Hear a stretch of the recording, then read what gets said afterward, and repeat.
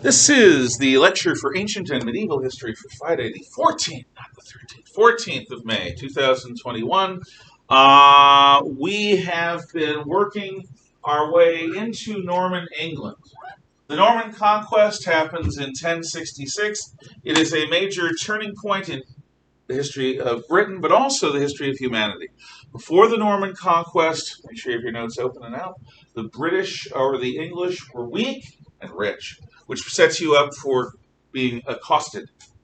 After the Norman conquest, the British or English are strong, which means they do the accosting of others. The British Empire, which ends up controlling a huge portion of the world 100 years ago, is in fact product of the Norman conquest, plus a whole bunch of other things. But I can't easily imagine it happening, the empire happening, without the Norman conquest. It did add great strength to the English kingdom. The Norman barons took over England like it was a foreign country that they were occupying. They kept the English down every chance they got, because the point was to never give the English an opportunity to rebel. They were like the Spartans with their helots in that way. Cruel overlords. Unless the Anglo-Saxon individually was a collaborator. If an Anglo-Saxon was friendly to the Normans, worked with the Normans, the Anglo-Saxon might be able to keep his old title at Norman suffrage, or a person might actually be promoted into the Anglo-Saxon nobility or be given other benefits by the Norman masters. But there's no question, Saxons serve and Normans lead. Domesday is the book that gathered the records of all property in England. This is the Middle Ages. It's not like today where you can use modern technology, including computers, to track information and data mine ridiculous amounts of data. This is the Middle Ages. You need to send people out into the area to see everything and count everything in a country the size of England. That's really an accomplishment. And what it grants the Normans is a great understanding of what is and is not in England, and it gives them an ability to collect taxes from people much more effectively than anyone before. So Domesday is going to be a key to making sure that England stays strong, because the taxes the Normans take are used to make the Norman leadership of England stronger, the military stronger, which is going to allow England to be even stronger. There, I think I said stronger now. There is a linguistic smash that happens. A smash like a cone of vanilla ice cream and a cone of chocolate ice cream, and you do this, assuming that the ice cream doesn't fall onto the ground, which it probably would. The smash is, in England, you have people who speak Old English. Old English is a lot like Dutch. King is Koning. The Normans speak an aspect of French. Now, French is still deriving from Latin, but it's basically a distinct language from Latin that is French. So, English develops one of its wrinkles of complexity because of this ice cream smush. Here's how.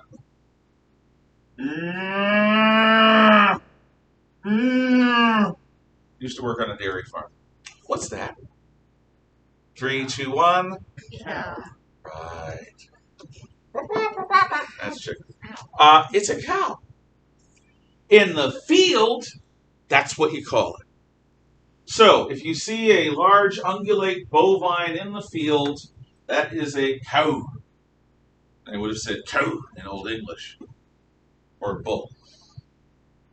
However, when beef is for dinner, peasants don't get beef. Saxons don't get beef. Normans occasionally get beef. You don't say, "Hey, Ma, great cow."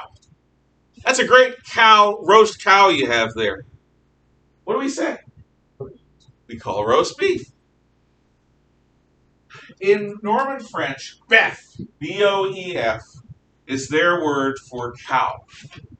So we end up with these words that are different. It's poultry on the table. It's chicken in the field. It's beef on the table. It's cow in the field. The Saxon words, the English words, are used for the raw material. The Norman words are used for the refinement. Now, most languages don't have this level of complexity. If you're going to eat cow, you eat cow. But we think it's fancier to say beef. And we do this a lot.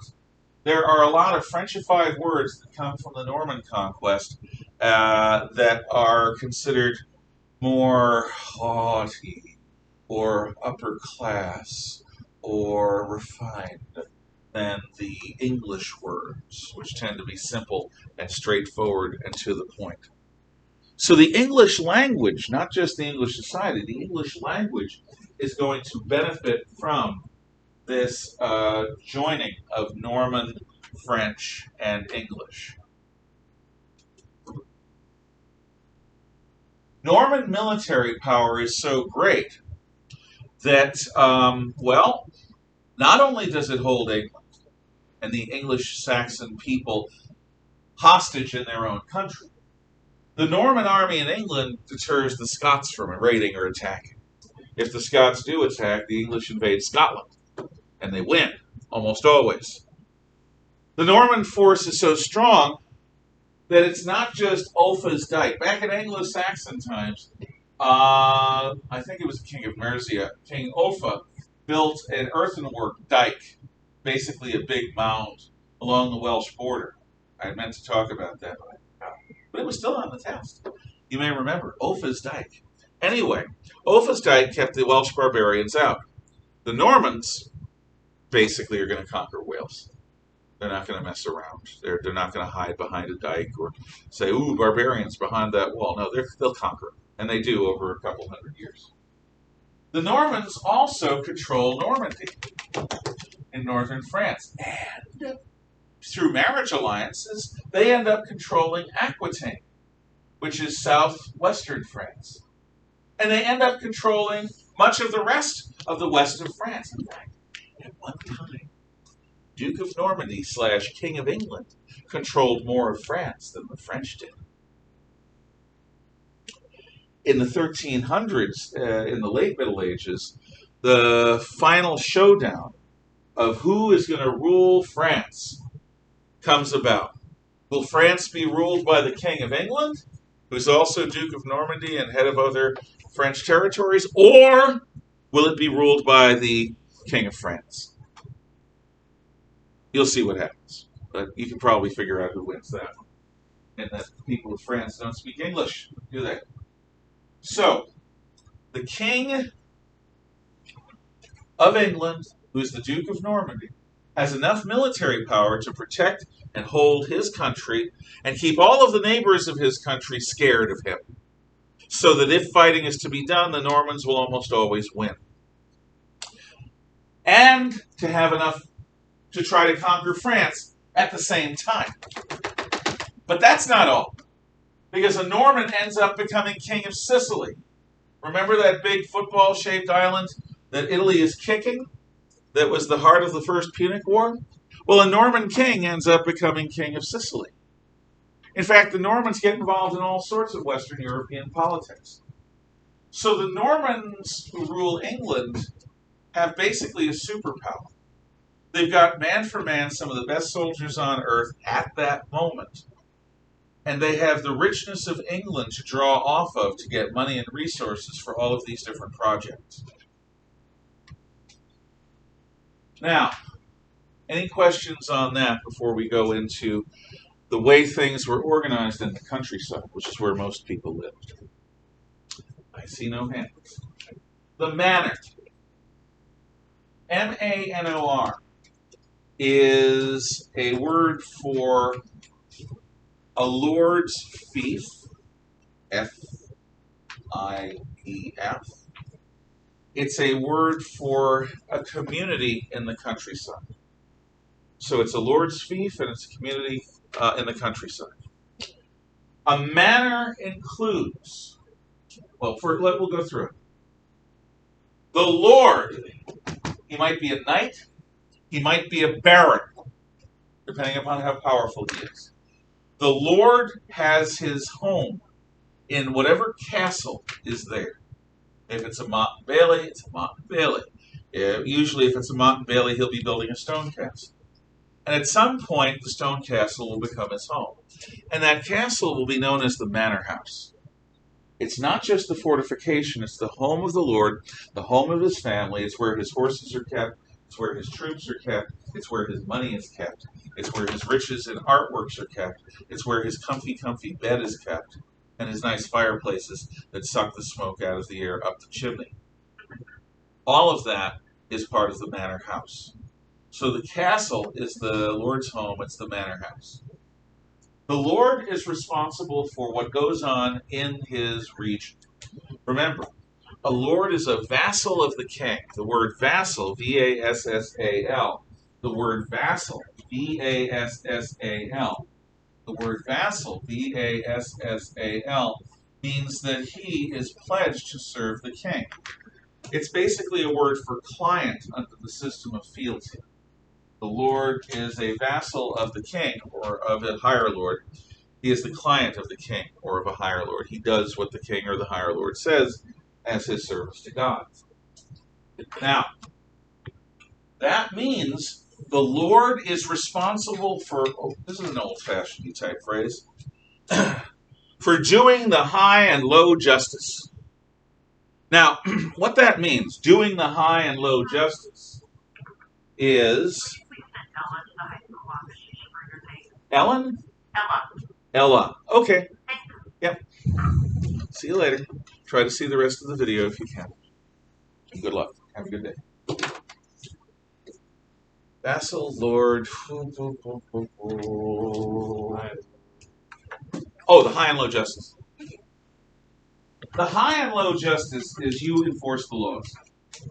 So, high and low justice. So if somebody in your area commits murder, you've got to find out who and you've got to punish them. If somebody in your area is robbed, you've got to find out who did the thieving and punish them. If somebody in your area is engaged in banditry on the roads, you've got to find out who they are and punish them. You are the law. You are the judge, the jury, and maybe even the executioner. You enforce the king's justice. The high justice and the low. The low justice is for what we would call misdemeanor crimes. In other words, small crimes. The high justice deals with big crimes, what we would call felonies, like murder, kidnapping, and so forth. So as the vassal of your king, you rule over an area in his name and in God's name, and you enforce the law. The high and the low justice. Any questions so far? And your home is called the manor home, which is your castle. Like castles and stuff. It's like famous castles. Well, yeah. Okay, I'm thinking Harlech, which is one of the great castles built on the Welsh frontier. Most of the great castles that people think of are built in the late 1200s and in the 1300s in Europe, in Western Europe. Some might have been built later than the 1300s, but by then gunpowder's coming in. And with gunpowder, big tall castles don't make any sense. So we're talking mid to late 1200s and throughout the 1300s. Castles are at their high point. So's armor, by the way. Incredible body armor for those days. Make sense? Yeah. Thanks for asking. Okay. So the Lord has his manor house, which is his castle. He is a vassal, and so forth. The Lord owns the mill. Now you might think, big deal. Does he own the docks too? Well, yes, actually he kind of does. You know what people eat every day that they can eat? Bread. Because bread can keep. If you have flour, you can store it, And then you can, that morning, grind the flour, make the loaf or loaves of bread, and you've got fresh bread. And if you've never had fresh bread, my God, try it sometime. It's incredible. Even having bread that's sort of made from a kit at home is incredible. It's hot. It smells so good. You put some butter on it. You don't need anything else. You don't need cheese. You don't need jelly. Just a little butter on real fresh bread is an incredible thing. And I hope you have somebody in your life that can make it because it's good. Really good. Because people eat bread, the ability to grind flour from grain is kind of important. And it's not easy to grind flour without a millstone. So the Lord is going to build at the center of his community a mill. And that mill is going to take on real significance. So you've got the Lord's tower here.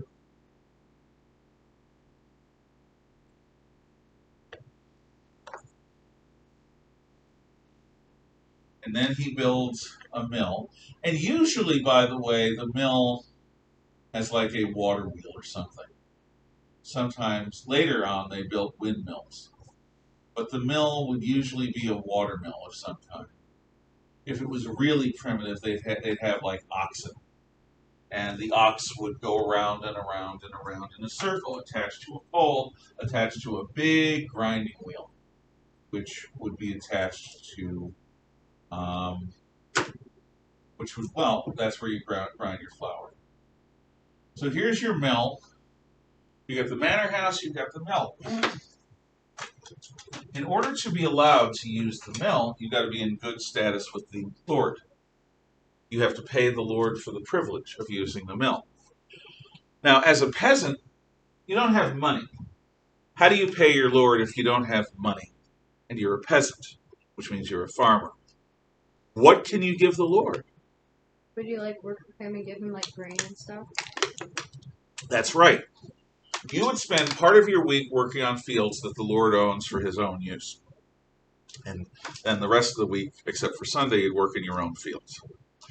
But you still owe a proportion of your produce, a certain number of eggs, a certain number of chickens, a certain amount of grain or vegetables. And it's all worked out so that every day or every week you're bringing the Lord something. And this is how the Lord and his fighters eat. They don't grow food. That's your job. So you and all the other peasants are being taxed in kind. You're being taxed in food and in services. And in return, you're allowed to use the grain, the millstone. And what the millstone does, big round rock that spins and rolls over another round rock, and you put your grain on the round rock. And then you roll the millstone over it, and the millstone is big and heavy enough to crack the grain seeds open and allow the flour germ to be harvested. So the mill is often the center of village life because everyone needs to go to the mill frequently to grind their flour into grain. To grind their grain into flour. Now, where the mill is, you probably have a number of peasant huts, little tiny homes where the peasantry lives. And I'm not going to draw all this. I was thinking of drawing it in real time, but I get all compulsive about making sure everything looked nice and my lecture would stink. So, the homes of the peasants would be near the mill and inside of the walls of a stockade. So your village is going to have a stockade fence around it. What's a stockade fence? It's a bunch of logs pointing up with pointy tops. The bottom of the log is buried into the earth, maybe reinforced with stone or whatever. They're in deep. And the top has a point on it, a pointy end, and maybe you put pitch on it or something like that to make it harder to burn. Depends on the kind of wood and where you are. And that's going to keep out the bad people a bit. So the homes of the homes are in the village. Now, in an American farm, where does the farmer live? On the farm. He lives on the farm. That's right. because that's the best way to do it if you have a peaceful countryside. The Europeans do not have a peaceful countryside. So in Europe, to this day, farmers live in the village. And they go out every morning, walk maybe up to 5 miles, maybe more, just to get to their fields. And then they start working. And at the end of the day, they come back in. Again, maybe more than 5 miles back home. Your fields are out there. Your home is inside the town. In America, we're a nation built at a time when people have firearms.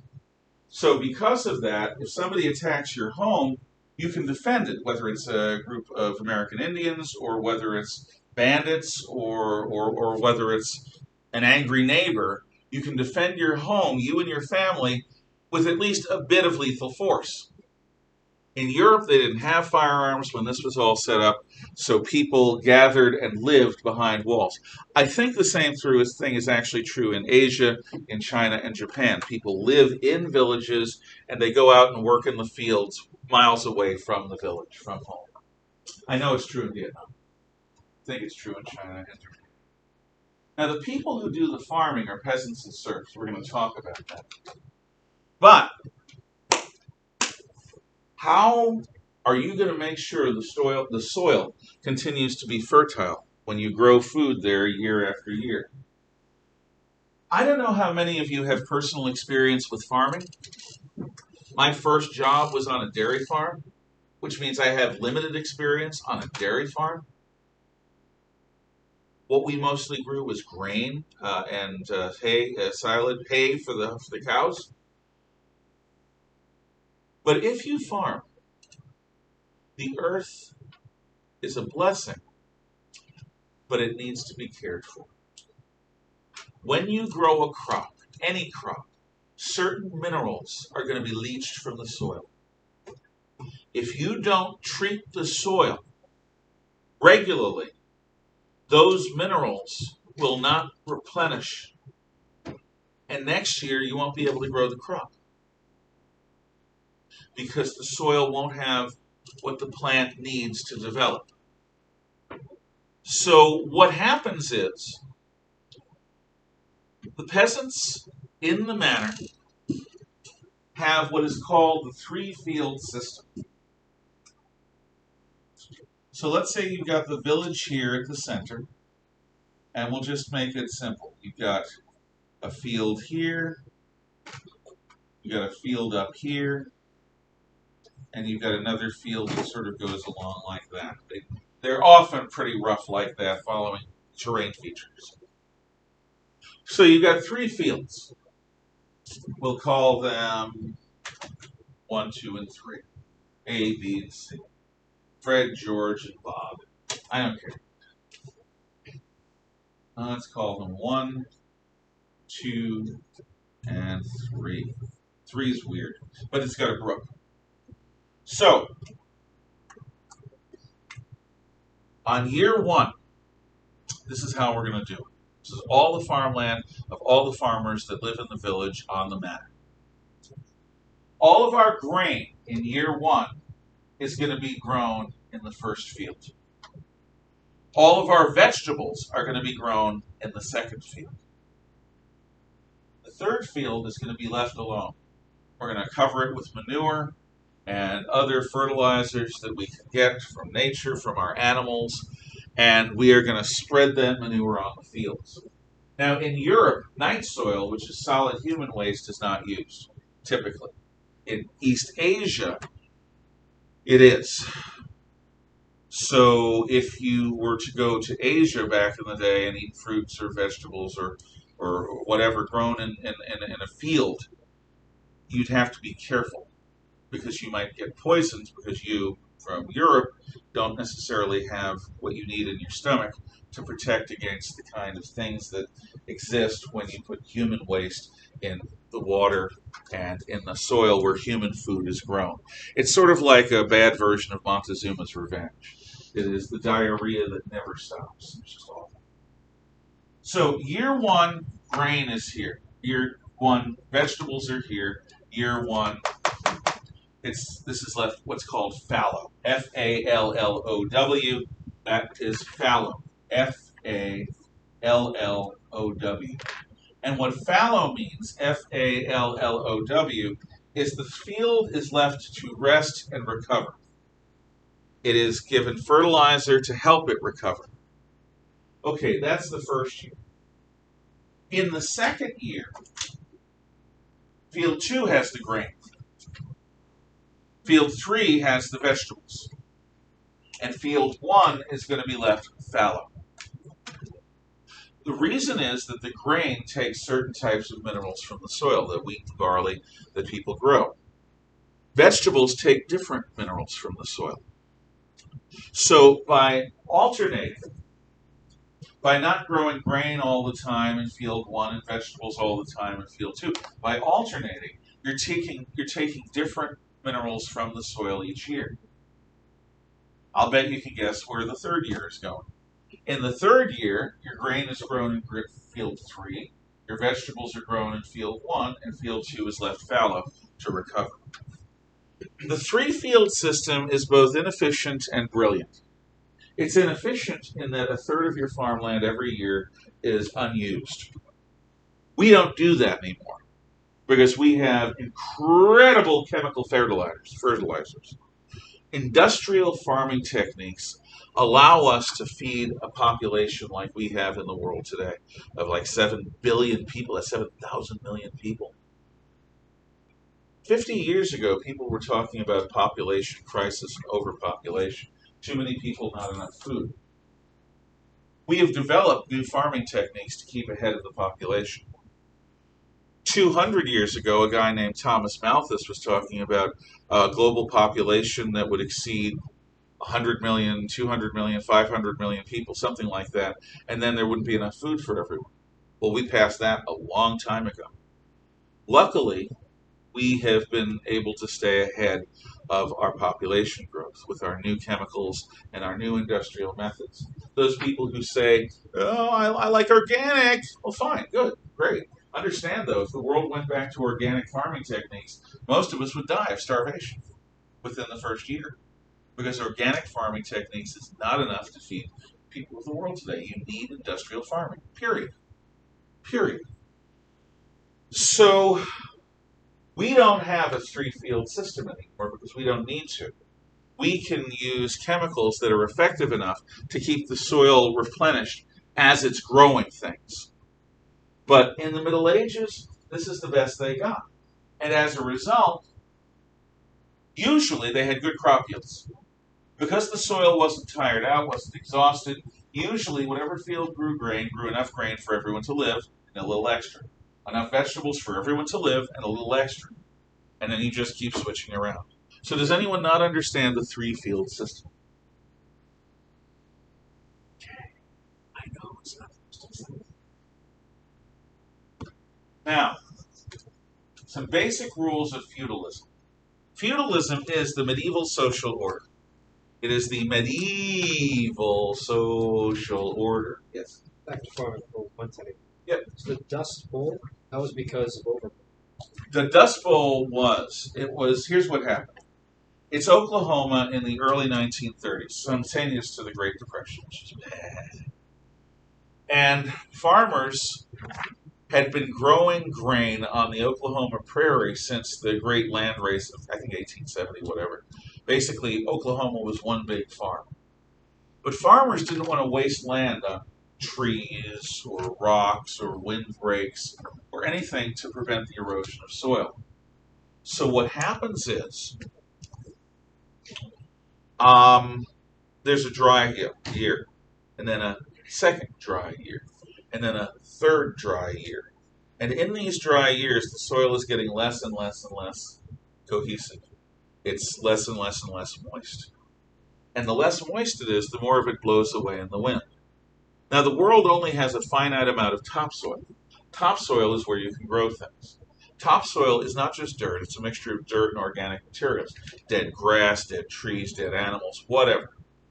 So the world has a real need, this is basic agriculture, to preserve its topsoil. In Oklahoma, because there were no breaks of trees, lines of trees at the edges of the fields, when the wind came, there was nothing to slow it down.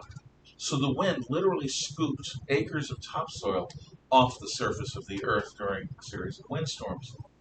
What this did is it turned Oklahoma from being an agricultural masterpiece into a desert. The Dust Bowl is the name for what Oklahoma became, a land not of green fields and rich topsoil, but a land of dust, flying through the air, choking everyone. It was bad. And so a lot of people left Oklahoma and went particularly to California to look for a new life. So there are basic things about farming that most of us never even think about. Topsoil, its preservation. So what we do since the Dust Bowl is we make sure that farming techniques include having fields that are protected by windbreaks of some kind. It could be a line of trees, it could be a fence, it could be a wall, it could be any number of things. And that you do certain things to preserve the soil so that we don't lose our topsoil. Iraq used to be a lot more green than it is now. They lost their topsoil. Consequently, it's a big desert now. So, feudalism is the medieval social order. It is a variant of the agrarian social order. Remember, I taught you the agrarian social order when we went into the new Stone Age, the Neolithic. But there are some basic things about feudalism you should understand. Number one, these are things that you may have already written down. God and his church are at the center of all things. God and his church are at the center of all things. God and his church are at the center of all things. You may know people who go to church every week, or synagogue, or whatever, and in church they're oh so nice and holy. The moment the services are over, they're aggressive in the parking lot, cutting each other off to get out first. Or maybe during the rest of the week, they're really sharp businessmen. Not the kind of businessmen that want everyone to get value, but the kind of businessman that likes to cheat. That is separating church and life. In the Middle Ages, there was no separation. Church was a part of everything. It was a part of sports. Yeah, they had some sports. It was a part of farming. It was a part of warfare. It was a part of politics. It was a part of medicine. The church was involved with everything. God and his church are at the center of all things. When you were born, the church, not the state, kept records. You'd have baptismal records. When you get married, the church, not the state, would record it. You would be married in the church, ceremony of matrimony. When common people died, the church, not the state, would keep records. So the church keeps track of the lives and deaths and important events in the lives of everyday people, not the government. The church does that. You cannot imagine fighting a war without God. There are chaplains in every unit, which are priests, and the church even has rules of war for small wars. If you and your neighbor baron are going to go to war, you're going to have to fight under church rules, which is designed to limit the damage that's done. Now, in big wars, like between countries, and in wars against non-Christians, like the Vikings or the Muslims, these rules don't count. But the rules do apply if you have small wars among Christians. God and his church are at the center of all relationships and of all events. So everything that you do is connected to religion. Yes? What if there was a non-Christian living in a feudalistic? You wouldn't have that. It wouldn't occur. No, because if you live among us, you must be Christian. That's the basic rule of Christendom. Now, if you're a traveler from another part of the world, if you're a Jew, say, then you're going to have to follow the special laws for Jews, which in some cases are really nasty. But you'll be allowed to live there until there's a pogrom, an anti-Jewish riot sanctioned by the government. Muslims usually didn't travel in Europe. Pagans would hide, and they were disappearing anyway. The notion that we have, the modern secular notion of a multi-religious society where we can still function even though we have different faiths, that's not from the Middle Ages. Now, you know who still lives this way? The Muslims. The Islamic world is still, for the most part, there are a few exceptions, for the most part, Allah and his faith are at the center of everything. Islam is family life. Islam is neighborhood life. Islam is education. It's sports. It's men getting together. It's women getting together. It's business. It's war. Islam is everything, and it's involved in everything. Nothing that you do in most Islamic countries is divorced from or separate from Islam.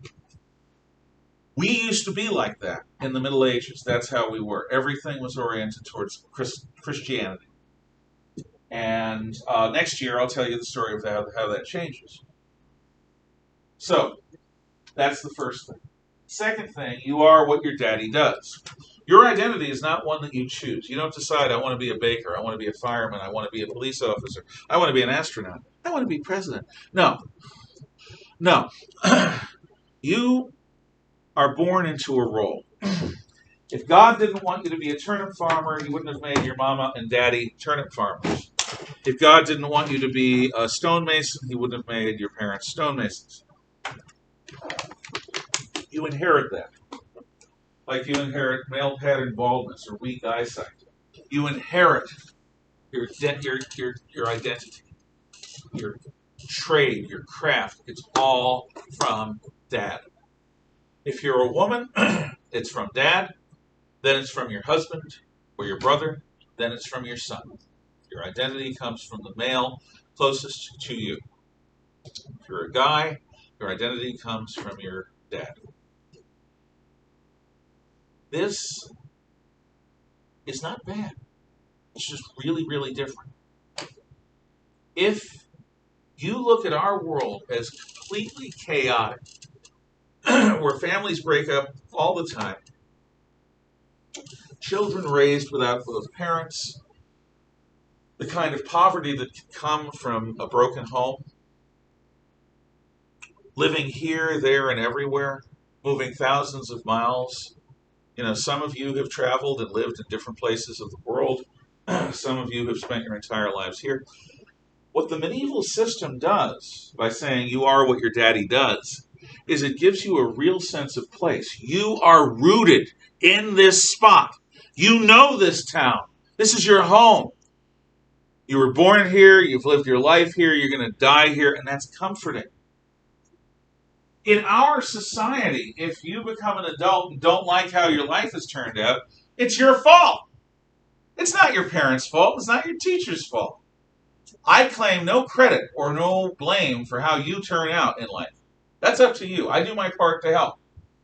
But it's not me that makes you you. You are going to make you you. In America, if your life is a complete nut job show, that's you. That's on you. And you've got to fix it. Or you've got to just be unhappy for the rest of your life. In the Middle Ages, if your life is not happy, you didn't decide to be a turnip farmer or a stonemason. God made you one. So the pressure isn't so great. The pressure to compete, the pressure to perform, the pressure to be all that you can be. You are what God made you to be. And who knows, maybe He made you a farmer with a black thumb. That's somebody who just walks by plants and they wither and die. It's like a person who has a certain thing with technology. When I used to work for Bristol Myers Squibb, we were in a new facility, state-of-the-art computer for 1987. Massive facility, looked like a starship on a hillside. And literally, for an entire month and a week, 5 weeks, every time I walked into the main building, within 15 minutes of me arriving, before or after, the computer would go down. Sometimes a little while, sometimes a big while. But I don't know what it was. And it was obnoxious. It was, because I got blamed. Not rationally, but still, I took a lot of guff because, hey, how's the computer doing? Oh, Ralph's here. So, in any event, which you can call me after you graduate, if you want, you are what your daddy does. Gives you a sense of belonging, a sense of place, a sense of permanency that a lot of people in our society really don't have. What holds it together is fealty, which is loyalty. That's what holds society together. So, let's take a look at the society itself. Above the human world is the Lord God Almighty, God the Father, the Son, and the Holy Spirit, the creator of all that is seen and unseen. God is above all human things.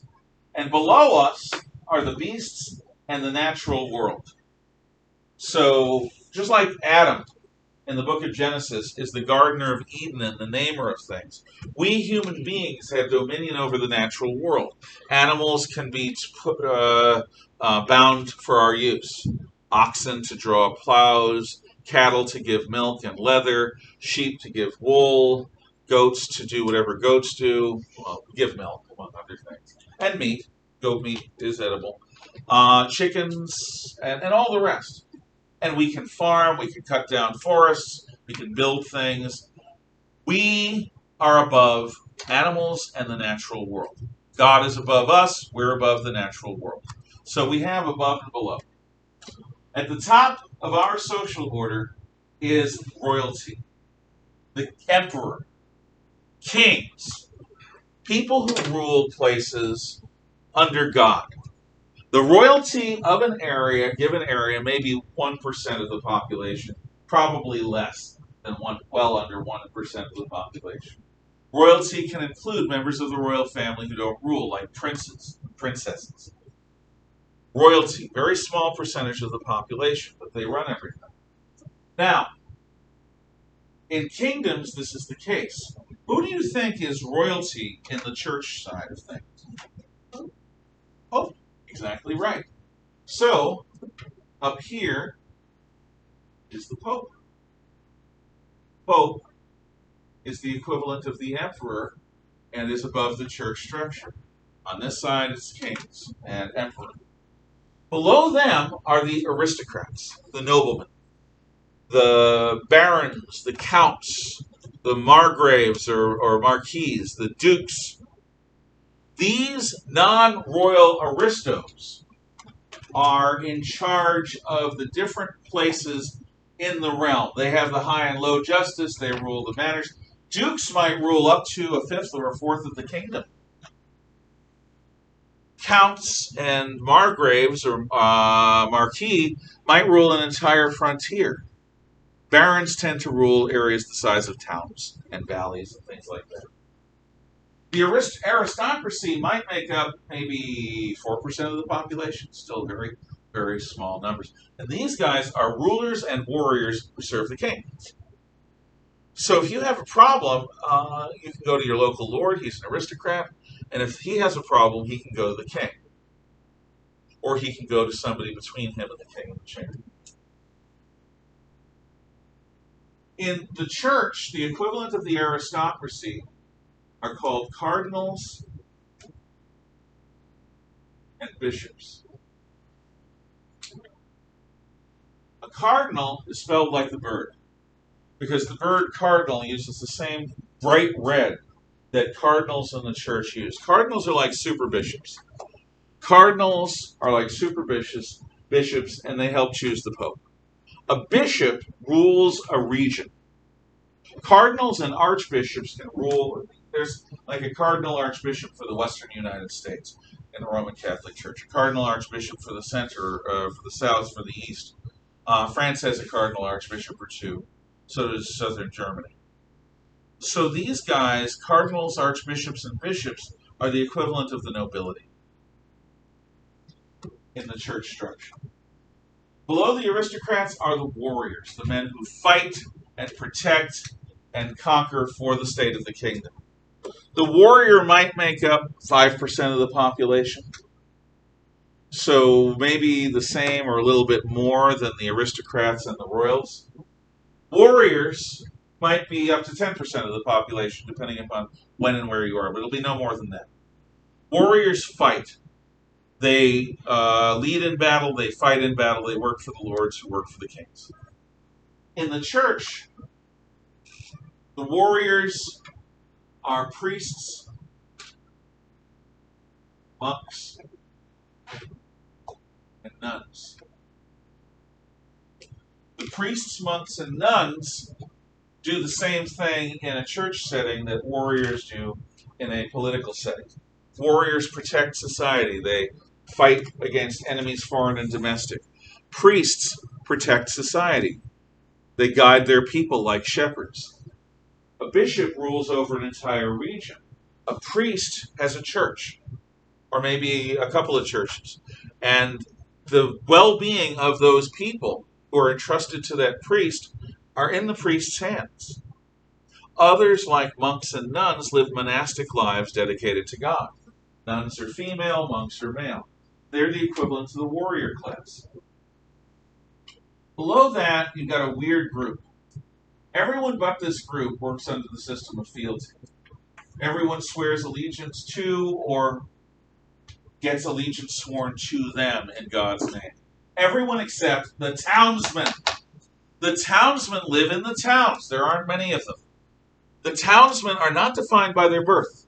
They're defined by what they do well. A townsman can be anything.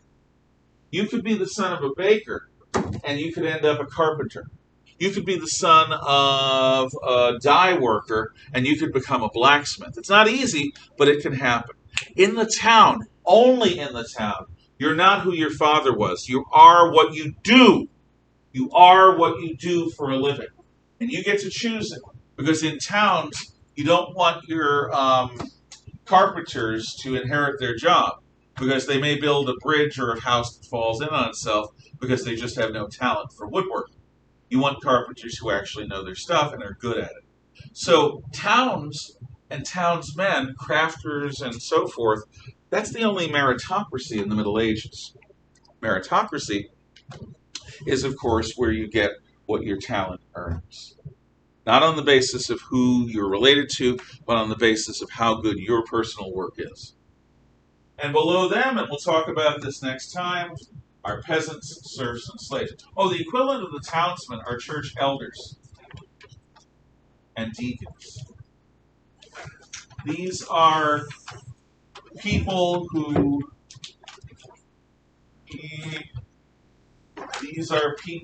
are not clergy, but who are involved in church affairs. Elders and deacons help run the church as members of the parish, not as priests. That's what we've got. For some reason, it seemed like a really long, slow lesson today. Slog. I'm sorry about that, but it's Friday, and I think we're all tired. Except you at home. You at home are probably wonderfully energetic. Have a good weekend, everyone.